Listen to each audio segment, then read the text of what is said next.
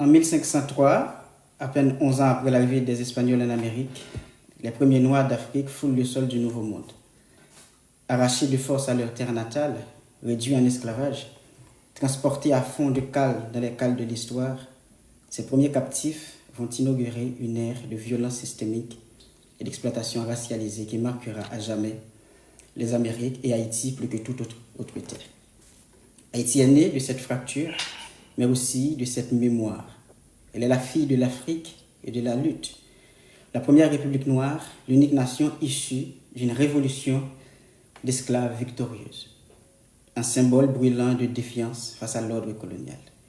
Pourtant, 2 siècles plus tard, les liens entre Haïti et le continent africain semblent s'être estompés, recouverts de silence, de méfiance ou de simple oubli.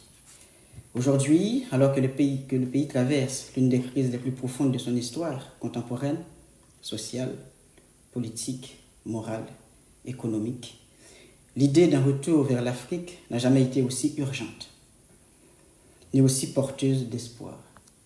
Non pas un retour au passé, mais un retour aux sources, nos sources culturelles, spirituelles, stratégiques.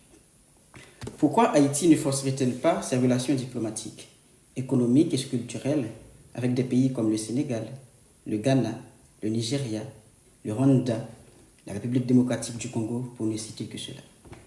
Pourquoi ne pas inscrire ces retrouvailles dans une vision géopolitique claire, émancipée de l'Occident, centrée sur les intérêts mutuels, les héritages partagés et les défis communs? Le panafricanisme n'est pas qu'un slogan pour les podiums universitaires ou les conférences internationales. C'est un projet de réenracinement, de coopération, de dignité retrouvée. Les diasporas africaines du continent et des Caraïbes peuvent jouer un rôle clé dans cette dynamique. Les échanges intellectuels, artistiques, technologiques sont possibles. Il existe déjà, souvent à la marge, sans politique d'ensemble pour les encourager. Il est temps d'y voir plus clair, d'en faire un axe structurant de la diplomatie haïtienne et de notre imaginaire collectif. Car à l'heure où l'Afrique se redresse, où des États tentent difficilement de reprendre le contrôle de leurs ressources et de leur avenir, Haïti doit pouvoir compter sur ses sœurs africaines, comme elle pourrait compter sur elles.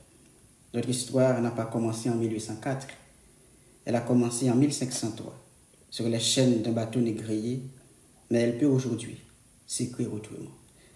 Haïti-Afrique, le temps des retrouvailles a sonné. Alors,